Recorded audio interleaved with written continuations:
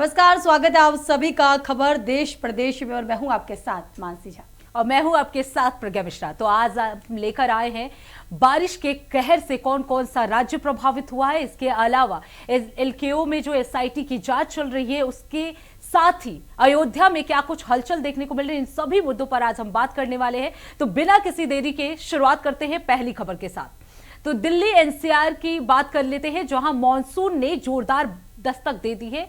आपको बता दें, बारिश ने भीषण गर्मी और उमस से राहत तो दिलाई, लेकिन इसके साथ ही राजधानी और आसपास के शहरों की रफ्तार जो है वो थम गई है। बिल्कुल प्रज्ञा, अगर बात की जो राजधानी लखनऊ की, तो राजधानी लखनऊ, दिल्ली, नोएडा, गाजियाबाद और तो वही उत्तराखंड में भी जो है सुबह से ही तेज बारिश के बाद कई इलाकों में सड़कें पानी में जो है डूबी हुई नजर आई।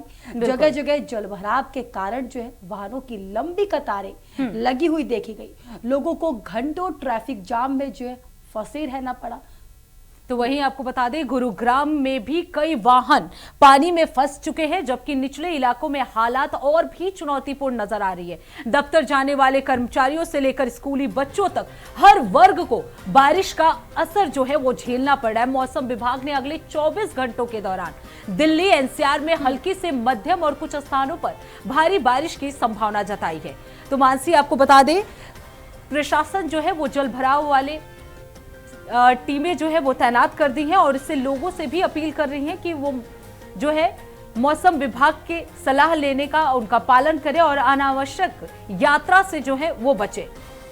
बिल्कुल प्रज्ञा, लेकिन राहत की बात ये नजर आ रही है कि जहां भीषण गर्मी से लोगों को राहत मिलती हुई नजर आ रही है, मौसम जो है बेहद सुहावना बना हुआ नजर आ रहा है, तो वही जल भराव और ट्रैफिक जाम से जो दिल्ली एनसीआर के साथ साथ उत्तराखंड में भी जो है काफी ज्यादा लोगों को दिक्कतों का सामना करना पड़ रहा है। बिल्कुल मानसी, क्योंकि जिस तरीके से लगातार कल रात से ही बारिश हो रही है दिल्ली एनसीआर के अलावा, हमने कुछ दिन पहले भी देखा था महाराष्ट्र की भी स्थिति काफी खराब है। उत्तराखंड जो कि पहाड़ी इलाका है और वहां पे भी बारिश का कहर जो है मानसी देखने को मिल रहा है। सड़कों पर लंबी लंबी कतारों में गाड़ियां खड़ी हैं और इसके साथ ही जो जलभराव की स्थिति है वो देखने को मिल रही है। हर जगह पे जलभराव हो चुके हैं, वाटर लॉगिंग हो चुका है और ऐसे में लोगों को आवाजाही में काफी परेशानियों का सामना करना पड़ा। तो बिल्कुल मानसी, ये तस्वीरें हम दिखा देते हैं अपने दर्शकों की। ये 3 तस्वीरें हैं जहां आप देख सकते हैं कि तेज बारिश के कारण सड़कों पर जो है वो जाम लगा हुआ है। कल रात से ही बारिश हो रही है, कई इलाकों में जल भराव जो है वो देखने को मिल रहा है। बिल्कुल, तो इसी खबर पे विस्तार से जानकारी देने के लिए हमारे साथ उत्तराखंड से अभय कैंतुरा जुड़ चुके हैं और नोएडा से नितिन चौधरी हमारे साथ जुड़ चुके हैं। तो सबसे पहले नितिन, आपसे सवाल ले लेते हैं कि इस वक्त अगर दिल्ली एनसीआर या नोएडा की बात की जाए तो क्या कुछ स्थिति है वहां पे, जल भराव की क्या स्थिति है, लोगों को कितनी परेशानियों का सामना करना पड़ रहा है? देखिए, बिल्कुल जिस तरीके से लगातार कल से बारिश हो रही है, मौसम वैज्ञानिक की तरफ से भी अलर्ट जारी कर दिया था कि येलो अलर्ट जो है 3 से 4 दिन के लिए येलो अलर्ट जारी रहेगा। लेकिन उसके बाद लगातार जो बारिश पड़ रही है उसमें लोगों में काफी खुशी का माहौल तो है, क्योंकि गर्मी से राहत मिली है और जिस तरीके से चिपचिपाती गर्मी थी उससे लोग काफी परेशान नजर आ रहे थे। लेकिन अब जिस तरीके से बारिश यहाँ देखने को मिल रही है, बारिश के जलभराव की बात की, जब जलभराव पूरी तरीके से अलग अलग रूटों पे जो है जमा हुआ है, जो प्राधिकरण के जो दावे थे उसको लेकर भी कहीं ना कहीं वो फेल नजर आ रहे हैं। क्योंकि इस समय लगातार प्राधिकरण अपनी तैयारियां कर लेता है और कहा जाता है प्राधिकरण की तरफ से कि हमने पूरी तैयारियां कर ली हैं। बारिश को देखते हुए लगातार जो पानी का जलभराव होता है उसमें जो है पानी जलभराव पूरी तरीके से जो है नजर आ रहा है। अलग अलग जिलों में अलग अलग रोडों पे पानी भरा हुआ है। ट्रैफिक व्यवस्था की बात किया तो ट्रैफिक भी पूरी तरीके से कहीं ना कहीं जो है सुचारू रूप से चल रहा है। और उसको देखते हुए लगातार जो बारिश हो रही है, बारिश में लोगों को काफी राहत मिली है गर्मी को देखते हुए। क्योंकि लगातार जिस तरीके से मौसम वैज्ञानिक की तरफ से कहा जा रहा था और कह रहे थे कि आने वाले समय में और भी जो बारिश है उसमें कहीं ना कहीं 3 से 4 दिन का और येलो अलर्ट यहाँ पर जारी किया गया है। नितिन, हमारे साथ बने रहे, हमारे साथ लगातार जो उत्तराखंड से अभय कैंतुरा भी जुड़े हुए हैं। अभय, क्या कुछ स्थिति देखी जा रही है इस समय देहरादून में?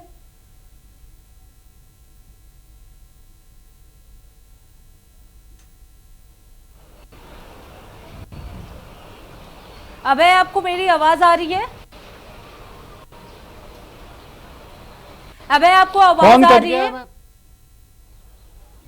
अभय, अगर बात की जाए देहरादून की तो क्या कुछ स्थिति वहां पे है बारिश की?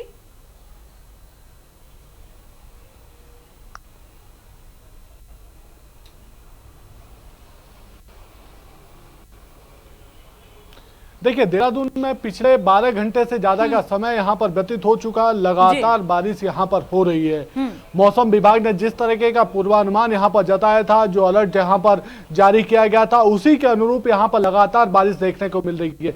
पिछले 48 घंटे में रुक रुक कर जो बारिश यहाँ पर हो रही है, उसमें कहा जा सकता है कि 150 mm से ज्यादा की बारिश पिछले 48 घंटे में देहरादून के भीतर हो चुकी है। देहरादून के आसपास के जो क्षेत्र हैं, उन आसपास के क्षेत्रों में इस बारिश का असर यहाँ पर देखने को मिल रहा है। देहरादून शहर की अगर हम बात करते हैं तो देहरादून शहर के भीतर कई जगहों पर जल भराव जैसी स्थितियां यहाँ पर देखने को मिल रही है। जो लगातार बारिश हो रही है, उसके चलते जो राजधानी की जो नदियां हैं, चाहे आपकी बिंदाल नदी हो, बिस्परा नदी हो या सौंग नदी हो या फिर तमसा नदी हो, ये सभी अपने जलस्तर पे, इन नदियों में जो लगातार जो जलस्तर है वो यहाँ पर बढ़ रहा है। पुलिस प्रशासन और नगर निगम की जो टीमें हैं, वो नदियों के किनारे जो बसी हुई बस्तियां, उन जगहों से जो स्थानीय जो लोग हैं उनको शिफ्ट करने का काम वहां से कर रहे हैं, ताकि सुरक्षित स्थानों पर उनको शिफ्ट वहां पर किया जा सके। और अगर नदियों का जल स्तर बढ़ता है तो फिर किसी भी प्रकार की कोई जनहानि वहां पर देखने को ना मिले। इसके अलावा जनता को भी लगातार अपील यहाँ पर की जा रही है, जनता से उन्हें सजग रहने के लिए कहा जा रहा है और नदियों किनारे न जाने की अपील लगातार पुलिस प्रशासन यहाँ पर कर रहा है। अभी हमारे साथ बने रहिए, हमारे साथ लगातार जो है नीतीश चौधरी भी जुड़े हुए हैं। नीतीश, जिस तरीके से ये बारिश का कहर देखा जा रहा है, जगह जगह जो जलभराव की समस्या देखने को मिल रही है, अगर बात करें यूपी के और भी राज्यों में तमाम समस्या देखी गई है जलभराव की, क्या नोएडा, दिल्ली, एनसीआर में भी इसी तरह की समस्या देखी जा रही है? देखिए, बिल्कुल लगातार जो है 12 से 13 घंटे हो गए हैं गौतम बुद्ध नगर और गाजियाबाद में बारिश को पड़ते हो, क्योंकि लगातार जो बारिश है उसमें जो आसपास के इलाके हैं, जिस तरीके से नदी उफानों पे हैं, तो उसको जो है पहले ही प्राधिकरण की तरफ से कहा गया था कि आखिरकार जलभराव को लेकर तैयारियां तो हो गई थी, लेकिन उसके बाद जो जलभराव है वो कहीं ना कहीं देखने को मिल रहा है। रोडों पे जलभराव देखने को मिल रहा है। जो अंडरपासें हैं उनमें जो है गाड़ियां धीमे से अपनी जो है कदम बढ़ा रही हैं और लगातार इसमें जो तमाम बारिश का पानी वहां रुक जाता है, उसी पानी को निकालने को लेकर नोएडा प्राधिकरण की टीम जो है मौके पे पहुंची हुई है। लगातार पानियों को निकालने का प्रयास यहाँ पर किया जा रहा है, क्योंकि 12 से 13 घंटे हो गए बारिश को पड़ते हुए। जो येलो अलर्ट जारी किया गया था मौसम वैज्ञानिकों के द्वारा, मौसम वैज्ञानिकों ने पहले भी कहा था, जो चेतावनी थी वो जारी कर दी थी कि आने वाले समय में अभी भी जो है 3 से 4 दिन बारिश का जो संभावना बताई जा रही है। क्योंकि गाजियाबाद की बात की जाए तो गाजियाबाद में भी लगातार अलग अलग जो मकाने बने हुए हैं, जो बेसमेंट्स हैं, उनके अंदर भी जो कोचिंग सेंटर्स यहाँ पर बने हुए, उनके अंदर भी पानी जो है जलभराव हो गया है। उसको देखते हुए प्राधिकरण की टीम मौके पे पहुंची है, उस पानी का निकालने का जो कार्य है उसे यहाँ पर कर रही है। लेकिन उसके बाद भी ये देखा जाता है कि जो बड़े बड़े दावे यहाँ पर प्राधिकरण की तरफ से करे जाते हैं, लेकिन वो कहीं ना कहीं फेल होते हुए नजर भी आते हैं। बिल्कुल नितिन, यानी जो ड्रेनेज सिस्टम है वो कहीं ना कहीं फेल नजर आ रहा है। हमारे साथ लगातार अभय कैंतुरा भी बने हुए। अभय, अगर बात की जाए, क्योंकि देहरादून जो है वो पहाड़ी इलाका है, ऐसे में जो प्रशासन है उन्हें किन चुनौतियों का सामना इस वक्त करना पड़ रहा है?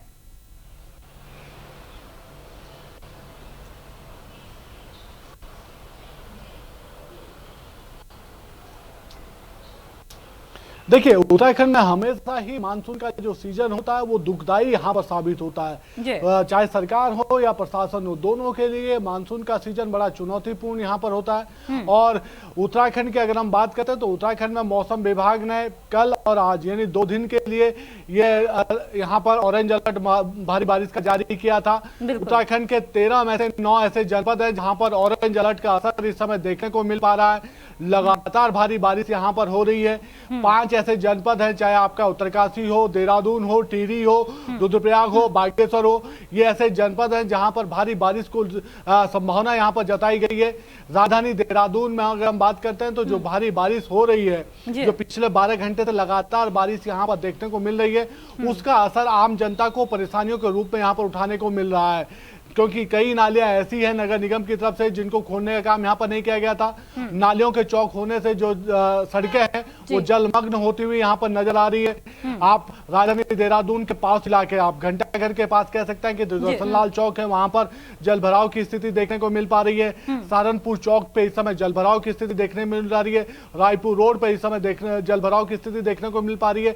और ये ऐसी जगह है जहां पर लगातार ट्रैफिक का भारी दबाव यहाँ पर रहता है। और अगर इन जगहों पर जल भराव की समस्या रहती है तो फिर ट्रैफिक का तो दबाव बढ़ेगा ही, जनता की जो मुश्किलें हैं वो भी बढ़ती नजर आएंगी।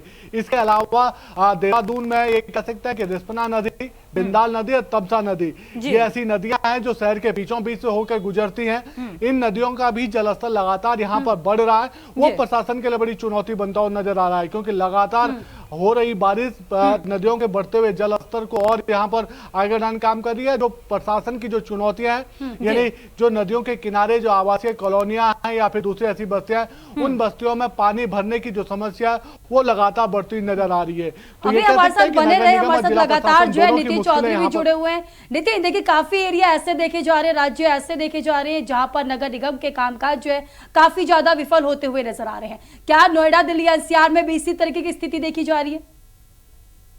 क्योंकि नगर निगम द्वारा विकास के तमाम वादे किए गए, लेकिन क्या कुछ विकास किया गया वो साफ तौर पर आज जल भराव की समस्या देखी जा रही है।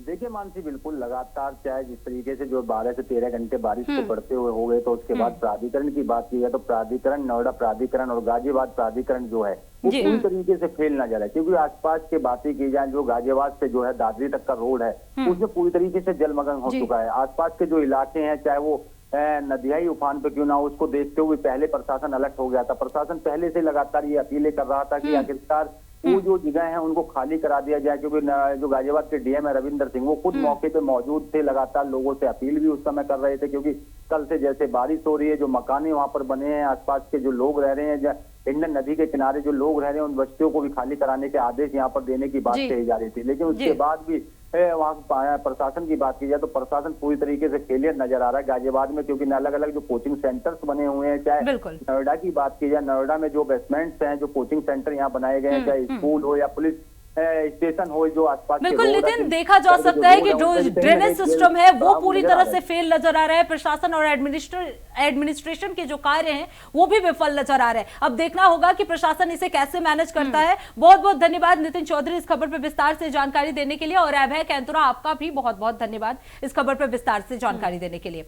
मानसी, अब बात कर लेते हैं, अब तक हम दिल्ली एनसीआर की बात कर रहे थे, अब बात कर लेते हैं महाराष्ट्र में मॉनसून पूरी तरह से सक्रिय है और लगातार हो रही बारिश अब लोगों के लिए बड़ी परेशानी बनती जा रही है। राज्य के कई इलाकों में जनजीवन जो है वो पूरी तरह से प्रभावित है, जबकि नदियां जो है वो उफान पर है।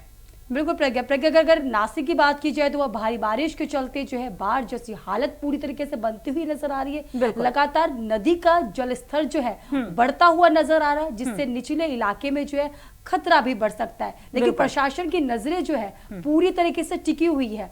लगातार जो रेस्क्यू ऑपरेशन भी किया जा रहा है, तो वही अगर पालघर जिले की बात की जाए तो वहां पर भी लगातार हो रही बारिश का सबसे ज्यादा असर ग्रामीण क्षेत्रों में वो देखने को मिल रहा है। बिल्कुल मानसी, तो लगातार जल भराव की स्थिति जो है पूरे महाराष्ट्र में देखने को मिल रही है। इसी पर दिखा देते हैं हमारी ये खास रिपोर्ट।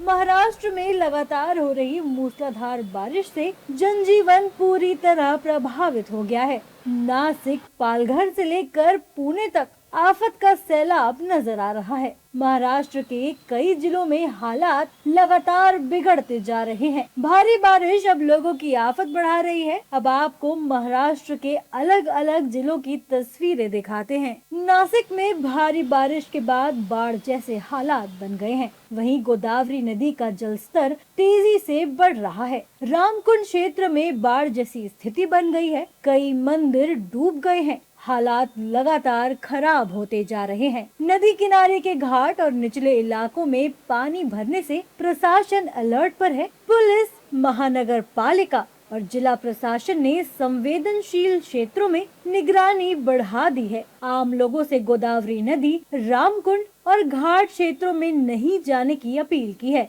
आपदा प्रबंधन की टीमें सतर्क हैं और स्थिति पर लगातार नजर रखी जा रही है। वहीं मौसम विभाग के अलर्ट के बाद प्रशासन ने लोगों से ज्यादा जरूरत होने पर ही घरों से बाहर निकलने और निर्देशों का पालन करने की अपील की है। नासिक में भारी बारिश का असर पूरे शहर में देखने को मिल रहा है। जहां गोदावरी नदी का जलस्तर बढ़ा है, वहीं शहर के निचले इलाकों में जल भराव की स्थिति बनी हुई है। किसानों की मेहनत पर भी पानी फिर गया है, खेत पानी पानी हो गए हैं। वहीं टकली रोड पर भारी जल भराव होने से यातायात प्रभावित हुआ है। कई जगहों पर पानी से भरी सड़कों पर गाड़ियां फंस रही हैं और लोगों की परेशानी बढ़ रही है। वैसे तो हर साल मॉनसून में नासिक से ऐसी तस्वीरें सामने आती हैं, लेकिन इस साल भारी बारिश ने हालत और ज्यादा बिगाड़ दिए है। स्थानीय प्रशासन ने लोगों से जल भराव वाले रास्तों पर सावधानी बरतने की अपील की है। नासिक के बाद अब आपको पुणे की तस्वीर दिखाते हैं। यहाँ भी बाढ़ का खतरा लगातार बढ़ रहा है। लगातार हो रही भारी बारिश के चलते खड़कवासला बांध से 27,203 क्यूसेक पानी छोड़ा गया है। इसके बाद शहर से गुजरने वाली नदी का जलस्तर तेजी से बढ़ गया, जिससे नदी किनारे। तो अब सीधे आपको ले चलते हैं बांदा, जहां सीएम योगी आदित्यनाथ लाइव आ रहे हैं। क्या कुछ कह रहे हैं, चलिए आपको सुनवाते हैं। कालिंजर जैसा अजय दुर्ग देकर के नीलकंठ महादेव की कृपा प्राप्त की और केन जैसी सदा नीरा नदियों के माध्यम से जो जनपद अभिसिंचित है, ऐसी बांदा की पावन धरा को नमन करते हुए आप सभी बांदा वासियों का मैं स्वागत करता हूं, अभिनंदन करता हूं। आज के इस कार्यक्रम में मेरे साथ मंच पर उपस्थित प्रभारी मंत्री बांदा श्री दिनेश प्रताप सिंह जी,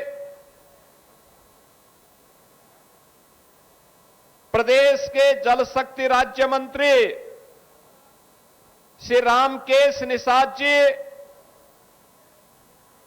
पीडब्ल्यूडी के राज्य मंत्री कुंवर ब्रजेश सिंह जी, लोकप्रिय विधायक बांदा श्री प्रकाश द्विवेदी जी, लोकप्रिय विधायक नरेनी श्रीमती ओम मणि वर्मा जी, जिला पंचायत अध्यक्ष श्री सुनील सिंह पटेल जी, विधान परिषद सदस्य श्री बाबूलाल तिवारी जी, विधान परिषद सदस्य जितेंद्र सिंह सेंगर जी, क्षेत्रीय अध्यक्ष भारतीय जनता पार्टी श्री राम किशोर साहू जी, भारतीय जनता पार्टी के जिलाध्यक्ष श्री कल्लू सिंह राजपूत जी, नगर पालिका परिषद के अध्यक्ष श्रीमती मालती बासु जी, पूर्व सांसद श्री आर.के. सिंह पटेल जी, अजय सिंह पटेल जी, भारी संख्या में उपस्थित बांदा, बबेरू और जनपद बांदा से जुड़ी हुई सभी विधानसभाओं के मेरे बहन और भाइयों, आज मुझे बांदा और बबेरू विधानसभा क्षेत्र के 229 परियोजनाओं के लोकार्पण और शिलान्यास के लिए संतों, ऋषियों और भारत के वीरों और वीरांगनाओं की इस पावन धरा में आने का अवसर प्राप्त हुआ है। इस अवसर पर हमारे जनप्रतिनिधियों के प्रयास का परिणाम है कि 710 करोड़ रुपए की इन परियोजनाओं का उपहार बांदा और बबेरू विधानसभा क्षेत्र के जनता जनार्दन को समर्पित हो रही है। मैं इसके लिए आप सभी को हृदय से बधाई देता हूं। बहन और भाइयों,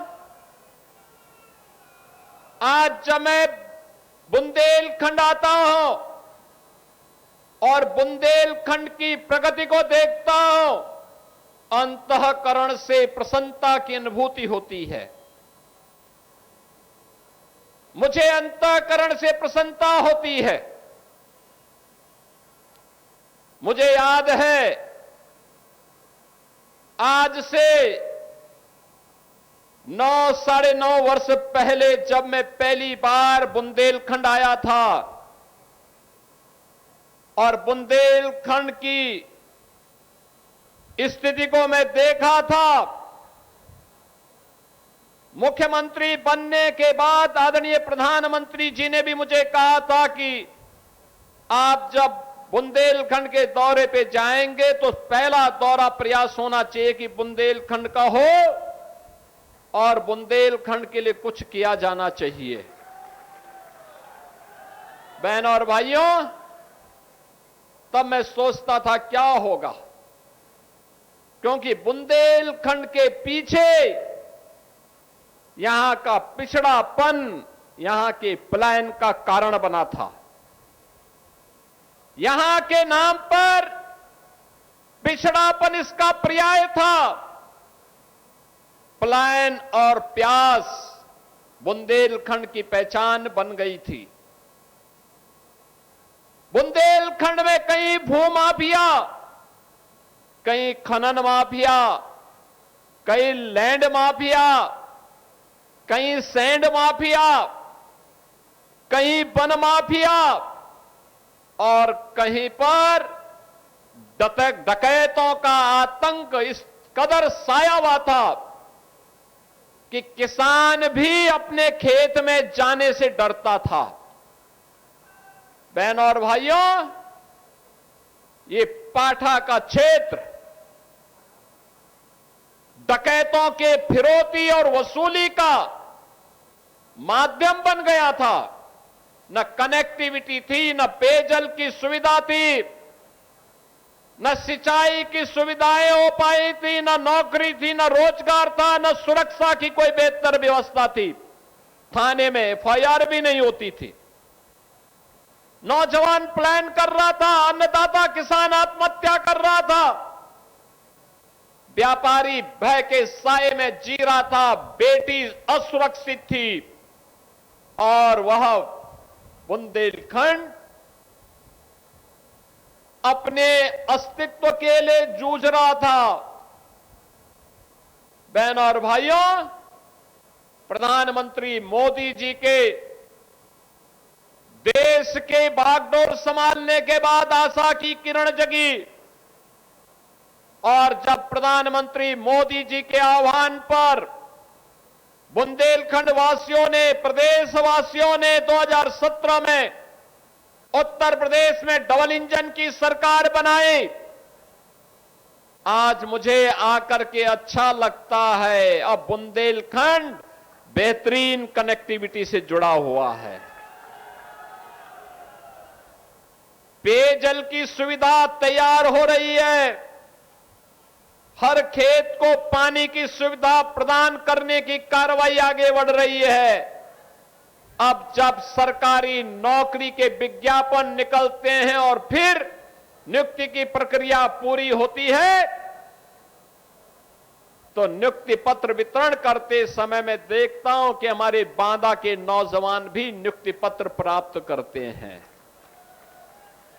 जो कभी सपना था आज वह साकार हो रहा है।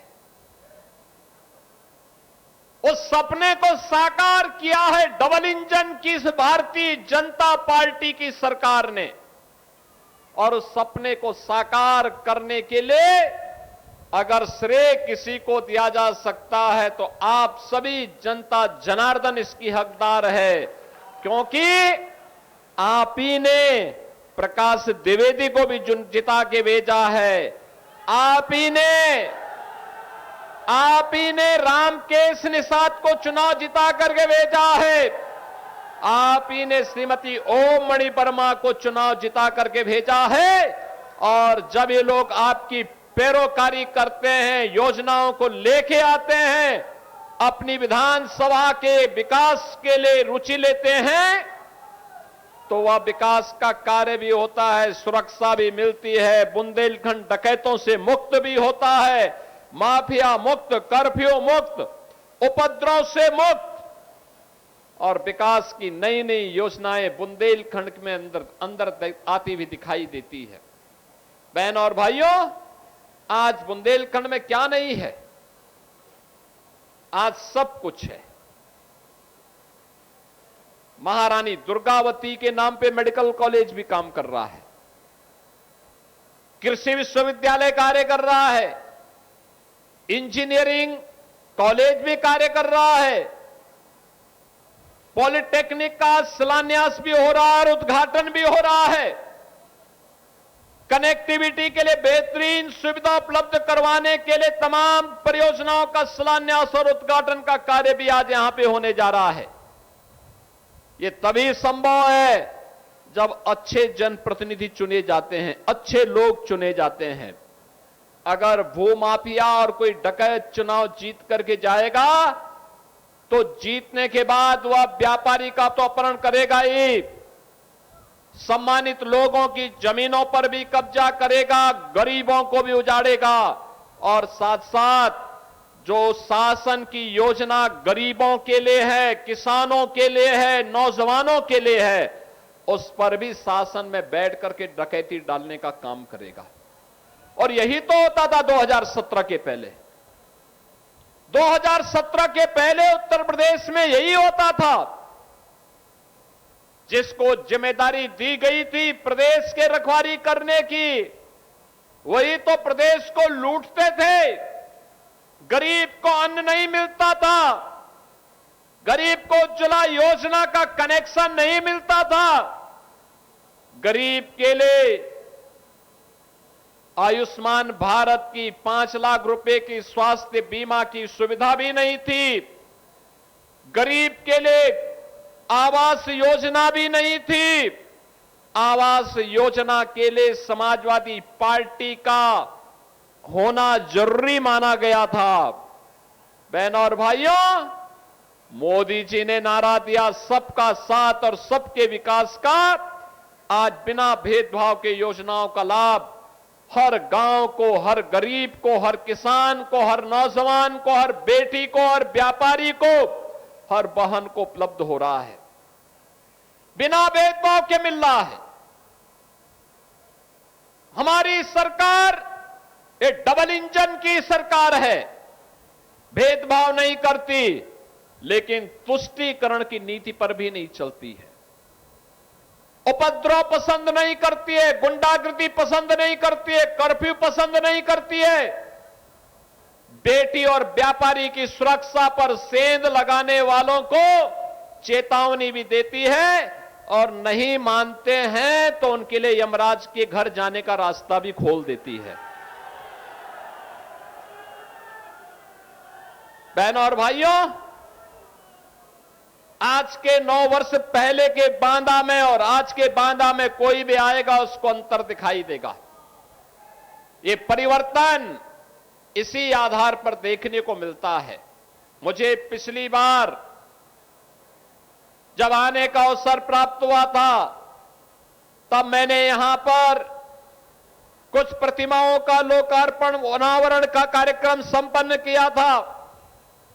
आज भी मुझे वीरांगना अवंतीबाई लोधी के एक भव्य और दिव्य प्रतिमा के अनावरण के कार्यक्रम को करने का अवसर प्राप्त हुआ है।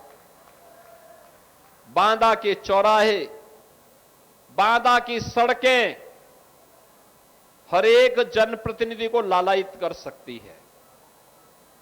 व्यवस्थित सिटी डेवलपमेंट का प्लान अगर सिटी के लोग चाहेंगे अपने जनप्रतिनिधि के साथ मिलकर के उसका मॉडल बनाया जा सकता है, और बांदा ने उस मॉडल को बनाने का प्रयास किया है।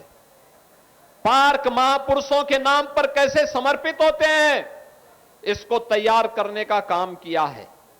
अपने वीरों और वीरांगनाओं को कैसे सम्मान दिया जाना चाहिए, ये बांदा कर रहा है। और कालिंजर का अजय दुर्ग तो हम सबको सदैव विजय पथ पर बढ़ने की प्रेरणा देता है। वान विराजमान नीलकंठ महादेव सदैव हम सबको आशीर्वाद प्रदान करते हैं।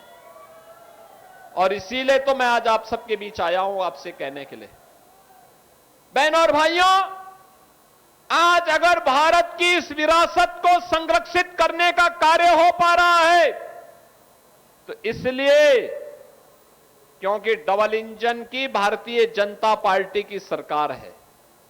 मैं कल रात्रि को चित्रकूट में था, मैं कल दोपहर के बाद चित्रकूट में आ गया था, वहां की योजनाओं के बारे में मैं बात कर रहा था। आज प्रातः काल मुझे भगवान कामदनाथ गिरी के पर्वत के भी परिक्रमा करने का सौभाग्य प्राप्त हुआ और परिक्रमा करने के बाद फिर मैं यहां पर बांदा में आया हूं। बहनों और भाइयों, चित्रकूट और बुंदेलखंड की स्मृतियों में प्रभु श्री राम की स्मृतियां किस रूप में हैं, यहां के नौजवानों के मन में, यहां की बहनों और बेटियों के मन में, यहां के अन्नदाता किसानों के मन में प्रभु राम के प्रति श्रद्धा का यह भाव हम सबके लिए एक नई प्रेरणा होती है, हम सबके लिए एक प्रेरणा होती है। कुछ लोग हैं जो विरासत को अपमानित करते हैं, कुछ लोगों ने हिंदू परंपरा और सनातन को अपमानित करना, सनातन परंपरा को कोसना ही अपना जीवन का एकमात्र ध्येय बनाया है। वे लोग भारत को वैभवशाली और विकसित भारत के रूप में देखना पसंद नहीं करते। उन्हें अयोध्या में भगवान राम का भव्य मंदिर अच्छा नहीं लगता, उन्हें काशी में काशी विश्वनाथ धाम अच्छा नहीं लगता, उन्हें मिर्जापुर में मां विंध्यवासिनी का ये भव्य धाम अच्छा नहीं लगता, उन्हें चित्रकूट धाम के कार्यों के लिए और उसकी सजावट के लिए किए जाने वाले प्रयास अच्छे नहीं लगते और उनको मंदिरों के सुंदरीकरण और विकास के लिए किए जाने वाले प्रयास भी अच्छे नहीं लगते। याद करिए, हम विरासत का संरक्षण करने के लिए जो पैसा आज हमारे जनप्रतिनिधिगण मंदिरों के सुंदरीकरण के कार्य के लिए प्रदान करते हैं, ये पैसा समाजवादी पार्टी, पैसा तो आपका, अंतर यही है, बीजेपी की सरकार आई तो अब पैसा मंदिरों के विकास के लिए, धामों के सुंदरीकरण में खर्च हो रहा है और समाजवादी पार्टी के समय वही पैसा कब्रिस्तान की बाउंड्री वॉल के लिए चला जाता था।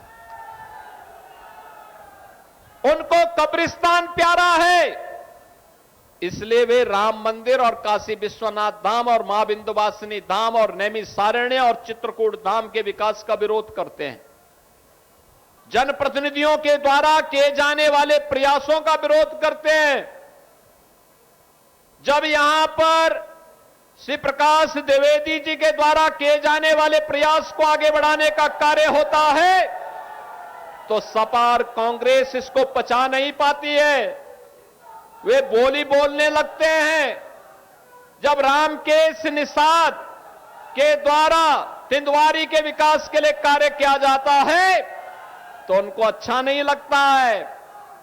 जब श्रीमती ओम मणि वर्मा के द्वारा कालिंजर के किले और नीलकंठ महादेव के मंदिर के सुंदरीकरण की परियोजना को आगे बढ़ाया जाता है तो सपा और कांग्रेस के लोग अच्छा नहीं मानते। लेकिन हम मंच पर बैठे हुए लोग हों या भाजपा का कोई कार्यकर्ता, उसके लिए विरासत और विकास ये दोनों एक साथ चलने वाली प्रक्रिया का पार्ट है और वह विकास को उतना महत्व देता है जितना विरासत का संरक्षण आवश्यक है। वो मानता है कि अपनी विरासत के प्रति कृतज्ञता ज्ञापित करके उसका संरक्षण करके ही हम विकास की इन योजनाओं को भावी पीढ़ी के लिए सुरक्षित कर पाएंगे और उस सुरक्षित प्रक्रिया के साथ जोड़ने के लिए आज हम सब आपके पास आए हैं। बहनों और भाइयों, आज बुंदेलखंड के पास अपना बुंदेलखंड एक्सप्रेस है। आज बुंदेलखंड में डिफेंस मैन्युफैक्चरिंग कॉरिडोर बन रहा है। याद करिए ना, ये समाजवादी पार्टी और कांग्रेस के लोगों ने डकैत दिए थे। नौजवान को नौकरी तो नहीं दी, लेकिन उनके हाथों में तमंचे पकड़ा दिए थे। और हमारी सरकार अब बुंदेलखंड को डिफेंस मैन्युफैक्चरिंग कॉरिडोर का एक हब बना रही है। डिफेंस मैन्युफैक्चरिंग कॉरिडोर के माध्यम से अब हमारी सरकार ब्रह्मोस मिसाइल जैसी मिसाइल बनाती है। वह मिसाइल जब एक बार भारत दागता है अपने दुश्मन पर, तो पाकिस्तान भी बाप बाप करते चिल्लाता दिखाई देता है। ये भारत का शौर्य है, भारत का पराक्रम है, भारत के बहादुर जवानों के लिए भारत की विजय का संघनाद है। और उसका केंद्र बिंदु आज हमारा बुंदेलखंड बन रहा है। बहनों और भाइयों, विकास की प्रक्रिया निरंतर आगे बढ़नी चाहिए, इसमें निरंतरता होनी चाहिए। और निरंतरता इसीलिए होनी चाहिए क्योंकि ये निरंतरता अगर न हो तो फिर आने वाली पीढ़ियां कोसेंगी। याद करना, आपके सामने उदाहरण है बांदा में विकास, क्योंकि विधायक रुचि लेते हैं, लेकिन बबेरू उदास है क्योंकि वहां पर समाजवादी पार्टी के विधायक को कोई रुचि विकास में नहीं है। उनका विकास तो जमीनों पर कब्जा करना है, गरीबों को प्रताड़ित करना है, गरीबों के हक पे डकैती डालना है, यही उनका विकास है। बहनों और भाइयों, इस प्रकार की उदंडता और इस प्रकार के गरीबों के हकों पर पड़ने वाली डकैती को हर हाल में रोकना पड़ेगा। ये लोग, आप सोचो, समाजवादी पार्टी के समय में या कांग्रेस के समय में क्यों नहीं वीरांगना अवंतीबाई लोधी की प्रतिमा स्थापित हो पाई? क्यों नहीं महाराणा प्रताप की मूर्ति स्थापित हो पाई? क्यों नहीं इन तीर्थों का पुनरुद्धार हो पाया? क्यों नहीं मंदिरों के सुंदरीकरण का कार्य हो पाया? क्यों नहीं बुंदेलखंड की कनेक्टिविटी के ये बेहतरीन कार्य संपन्न हो पाए? क्योंकि उनकी रुचि नहीं थी। मुझे याद है जब मैं 2017 में मुख्यमंत्री बना था और मैं तब उत्तर प्रदेश के बारे में पहले से ही जानकारी रखता था, कहां की क्या स्थितियां हैं। और मैंने मुख्यमंत्री बनने के बाद 2 बातें कही थी। मैंने कहा था इलीगल स्लॉटरिंग पूरी तरह बंद होगी, और तब फिर मैंने कहा था कि गरीबों की जमीनों पर, सार्वजनिक जमीनों पर, व्यापारियों की संपत्तियों पर अगर किसी माफिया ने कब्जा किया है, अगले 24 घंटे के अंदर खाली कर दें, और नहीं खाली करेंगे तो हमें खाली करवाना आता है। बहनों और भाइयों, आपने देखा होगा 64,000 एकड़ लैंड हम लोगों के सामने ये समाजवादी पार्टी से जुड़े हुए, प्रत्यक्ष और अप्रत्यक्ष रूप से जुड़े हुए इन गुंडा और माफियाओं के कब्जे से खाली हुई थी। आज उसी में निवेश हो रहा है। उसी निवेश के आधार पर नौजवानों को नौकरी मिल रही है। नौजवान अब प्लान नहीं कर रहा है। उस नौजवान को प्रदेश के अंदर ही सरकारी नौकरी हो या निजी क्षेत्र में निवेश की संभावना के माध्यम से रोजगार और नौकरी मिलने या उसके द्वारा स्वतः अपना रोजगार स्थापित करने के कार्यक्रम का ही परिणाम है कि अब बुंदेलखंड का नौजवान अब प्लान नहीं करता है, अब उसको अपने घर में कार्य मिलता है, सम्मान मिलता है। 9 लाख सरकारी नौकरी हम लोगों ने नौजवानों को प्रदेश के अंदर 9 वर्षों में दी है। 3.25 करोड़ नौजवान प्रदेश के 1 डिस्ट्रिक्ट 1 प्रोडक्ट और प्रदेश के अंदर अलग अलग जनपदों के लिए, एमएसएमई के लिए जो कार्य किया गया है, हर जनपद की यूनिक प्रोडक्ट को आगे बढ़ाया गया है, जिसमें बांदा का सजर पत्थर की भी जो सजावट है, अब तो मैं देखता हूं तमाम सोने की कलाकृतियों में जो पहले नग पहनते थे, उस नग की जगह मैं देखता हूं बड़ी बड़ी कंपनियां आज सजर पत्थर को मंगा रही हैं नग की जगह। यानी आपका यहां का सजर पत्थर अब कीमती रत्नों में उसकी गिनती हो रही है, लोग ले रहे हैं, देश में विदेश में उसकी पहचान बन रही है। ये वन डिस्ट्रिक्ट वन प्रोडक्ट की प्रधानमंत्री मोदी जी के विजन के कारण संभव हो पाया। बहनों और भाइयों, प्रदेश के एमएसएमई को सम्मान मिला, प्रदेश में सुरक्षा का बेहतरीन वातावरण बना, प्रदेश में बेहतरीन निवेश भी आया, इसमें भी रोजगार मिला है। अभी हम लोग हर एक्सप्रेस वे पर हर जनपद में इंडस्ट्रियल क्लस्टर के निर्माण के कार्यक्रम को आगे बढ़ा रहे हैं, एक बृहद क्लस्टर का कार्यक्रम। और बुंदेलखंड को तो हम यूपी का सबसे बड़ा औद्योगिक शहर देने जा रहे हैं, बीड़ा के रूप में देने जा रहे हैं। हमारा संकल्प है आने वाले समय में, पहले बुंदेलखंड के लोग उपेक्षा के कारण, शासकीय उपेक्षा के कारण प्लान करते थे, आने वाले समय में हमारे बुंदेलखंड के नौजवानों को प्लान नहीं करना पड़ेगा, बल्कि देश और दुनिया के लोग और नौजवान बुंदेलखंड में नौकरी मांगने के लिए आएंगे और बुंदेलखंड को ऐसा भव्य और दिव्य बुंदेलखंड के रूप में हमें स्थापित करना है। बहनों और भाइयों, विकास और विरासत की यात्रा अनवरत आगे बढ़नी चाहिए। इसके लिए लोकतांत्रिक मूल्यों पर विश्वास करने वाले अच्छे जनप्रतिनिधि चाहिए, समर्पित जनप्रतिनिधि चाहिए, जनता जनार्दन को बिना भेदभाव की योजनाओं के साथ जोड़ने वाले जनप्रतिनिधि चाहिए। और ऐसे जनप्रतिनिधियों को आपने चुना तो परिणाम आता है, विकास आपके सामने आता है। और मैं आज इन सभी परियोजनाओं के लिए जो 710 करोड़ रुपए की परियोजनाएं बांदा और बबेरू को मिल रही हैं, इसके लिए श्री प्रकाश द्विवेदी जी को हृदय से मैं बधाई देता हूं। आप सभी बांदा वासियों को मैं बधाई देता हूं। यहां की योजनाओं को आगे बढ़ाने में रुचि लेने के लिए श्री रामकेश निषाद को, श्रीमती ओम मणि जी को, यहां के अपने सभी अन्य जनप्रतिनिधियों को मैं बधाई देता हूं। और मैं उन्हें आश्वस्त करता हूं कि हमारे बुंदेलखंड के विकास के लिए, यहां की विरासत के संरक्षण के लिए जो भी प्रोजेक्ट शासन के संज्ञान में आएगा, उसको आगे बढ़ा करके बुंदेलखंड को धरती का स्वर्ग बनाने का काम हम लोग करेंगे, आगे बढ़ाने का कार्य करेंगे। और उस प्रक्रिया के साथ हम सबको मिलकर के कार्य करना होगा।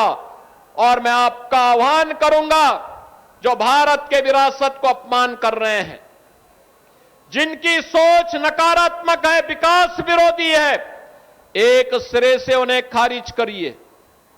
वर्तमान को देखते हुए और देश के भावी भविष्य को देखते हुए हम सबको इनके बारे में पूरी तन्मयता के साथ सोच करके कार्य करना होगा।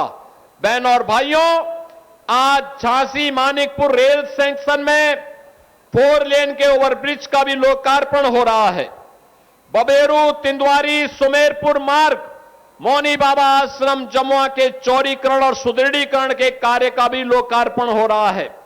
राजकीय पॉलिटेक्निक बांदा बबेरू बांदा का लोकार्पण, भूरागढ़ किले का पर्यटन विकास का लोकार्पण, श्री डाबर देवता मंदिर के पर्यटन विकास का लोकार्पण और अंदुआ स्थित औरोड़ी दाई मंदिर का पर्यटन विकास के लोकार्पण के कार्यक्रम के साथ ही नवाब टेक में म्यूजिकल फाउंटेन, बोटिंग फैसिलिटी के कार्य एवं इको टूरिज्म के विकास कार्यों का लोकार्पण, राजकीय आईटीआई बांदा में उन्नयन कार्य का लोकार्पण, राजकीय हाई स्कूल इंगवा के निर्माण कार्य, राजकीय हाई स्कूल मऊ का लोकार्पण, क्योटरा तिराहे में बनवारा ब्रह्मा डेरा मार्ग का चौड़ीकरण सुदृढ़ीकरण कार्य, बांदा बबेरू कमासीन राजापुर मार्ग का लोकार्पण का कार्यक्रम हो रहा है। बहनों और भाइयों, इसके साथ ही बांदा बबेरू कमासीन राजापुर 4 लेन मार्ग के चौड़ीकरण सुदृढ़ीकरण के कार्य का शिलान्यास, मुख्यमंत्री शहरी विस्तारीकरण योजना बांदा का शिलान्यास, राजकीय पॉलिटेक्निक बांदा के जीर्णोद्धार कार्य का शिलान्यास, बांदा बरखरी संपर्क मार्ग के चौड़ीकरण सुदृढ़ीकरण कार्य का शिलान्यास, ग्राम पंचायत बरखरी में कबीर आश्रम में पर्यटन विकास के कार्य का शिलान्यास, बांदा बहराइच स्टेट हाईवे पर चौड़ीकरण सुदृढ़ीकरण कार्य का शिलान्यास, पलारी से मलादू संपर्क मार्ग के विशेष भाग के निर्माण का शिलान्यास। ये सभी कार्यक्रम आज यहां पर संपन्न हो रहे हैं। मैं आज के इस अवसर पर इन सभी योजनाओं के लिए आप सभी को बधाई देता हूं, अपनी शुभकामनाएं देता हूं और ईश्वर से प्रार्थना करता हूं कि बुंदेलखंड और बांदा के विकास के लिए वे इसी प्रकार से अपना आशीर्वाद बनाते रहें। आप सभी के प्रति मेरी मंगलमय शुभकामनाएं हैं। धन्यवाद। जय हिंद, जय श्री राम। बहुत बहुत धन्यवाद। एक बार जोरदार तालियों के साथ अभिनंदन वंदन स्वागत परम आदरणीय श्रद्धेय श्री माननीय मुख्यमंत्री जी का, और अपने बहुमूल्य पलों में से कुछ लम्हे निकालकर और हमारे जनपद बांदा को 710 करोड़ रुपए से अधिक की 229 परियोजना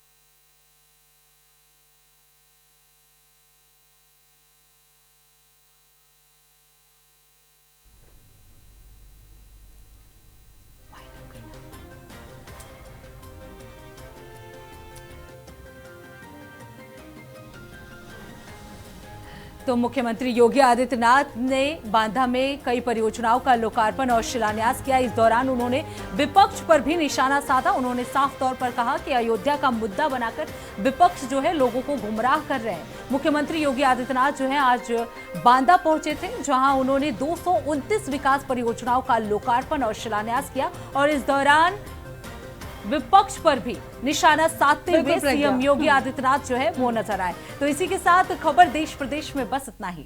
तब तक के लिए देश और दुनिया की तमाम खबरों के लिए देखते रहिए इंडिया वॉइस। नमस्कार।